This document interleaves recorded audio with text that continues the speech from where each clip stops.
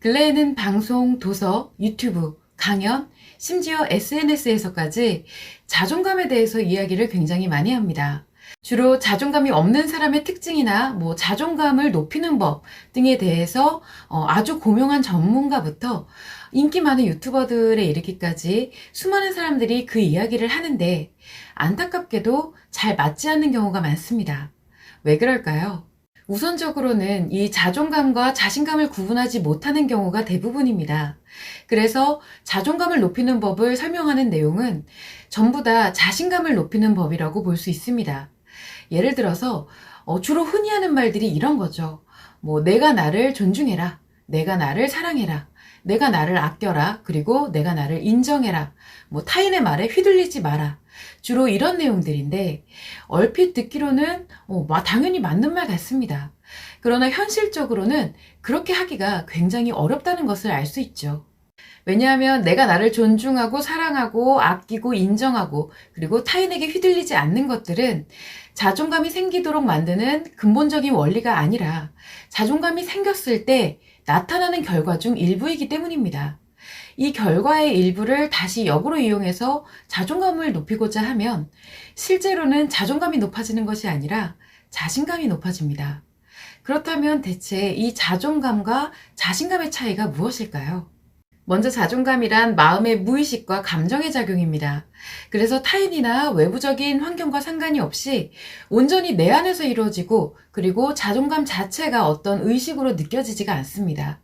자존감이 충만하면 인간관계에서 상대를 인정하고 그리고 내 자신도 인정하면서 상대와 내 자신을 둘 다 존중합니다.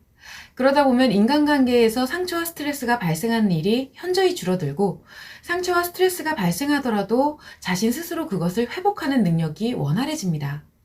그래서 자존감이 충만한 사람은 자신의 중심을 잘 잡고 자책을 하거나 타인을 원망하거나 의존하는 일들이 거의 없는 것입니다. 반면 자신감은 마음의 무의식과 기분의 작용입니다. 이 기분이라는 것은 5개의 감각기관에 자극이 인식되었을 때 일시적으로 작용하는 것이기 때문에 외부로부터 무언가가 인식될 때만 작용을 합니다. 그래서 외부적인 환경과 어떤 상대들의 반응이 매우 중요합니다. 또한 자신감은 의식으로 자각이 되기 때문에 자신감이 넘치면 긍정 기분이 느껴지고 자신감이 사라지면 부정 기분이 느껴집니다. 또한 상대와 내 자신 모두를 인정하고 존중하는 것이 아니라 자신감이 넘칠 때는 내 자신의 생각과 감정만 맞는 것이라고 여기면서 상대의 것은 인정하지 못하고 존중하지 못합니다. 반대로 자신감이 현저히 사라지면 위축이 되면서 나 자신을 인정하거나 존중하지 못하고 상대의 생각과 감정만 맞는 것이라고 여깁니다.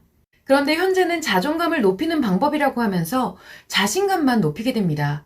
그러면 자존감은 낮은 상태이기 때문에 나와 상대 모두를 존중하지 못하고 그 와중에 자신감이 높아지면서 더더욱 이 외부 환경과 상대의 반응에 휩쓸리게 됩니다. 그러다 보면 결국 자신의 자신감을 유지하기 위해서 이 외부 환경과 상대를 자신에게 맞추려고 하는 그 강요가 생기거나 자신이 외부 환경과 상대에게 맞추려고 하는 그 노력을 하게 되거나 결국 이도저도 되지 않으면 외부 환경과 상대를 탓하고 공격하는 일들이 발생합니다. 물론 그렇다고 해서 이 자신감 자체가 나쁜 것은 아닙니다. 자존감이 충만하면 그에 걸맞는 자신감이 함께 향상이 되고요. 특히 가치 추구를 해나갈 때는 대상에 맞춰서 변화하고 또 피드백을 받아서 이 열정을 생성하는 그 자신감이 필요합니다. 그러나 이 자존감이 없이 갈수록 자신감만 높아지는 것은 문제가 되는 것이죠. 그렇다면 자존감은 도대체 어떻게 회복해야 하는 걸까요?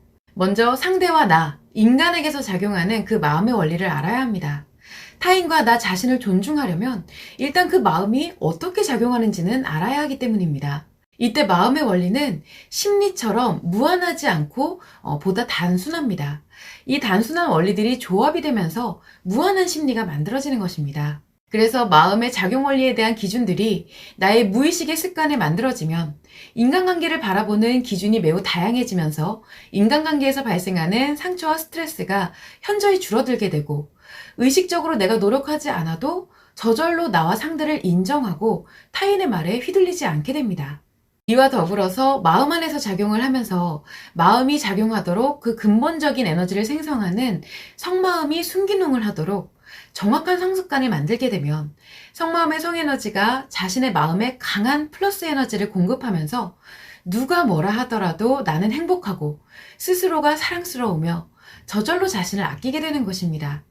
즉, 자존감을 회복하기 위해서는 마음의 습관과 성마음의 성습관을 형성해야 하는 것이란 뜻입니다. 이 차이가 구분이 되시나요?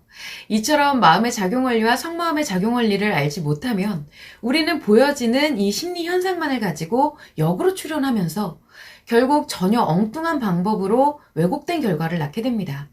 마음과 성마음의 작용은 심리로서 보여지는데 그렇다고 심리가 마음은 아니기 때문입니다. 따라서 심리적 관점으로 마음을 이해하려면 자신감을 자존감으로 오해하는 것과 같은 그런 오류가 수없이 발생한다는 점을 꼭 기억하시기 바랍니다.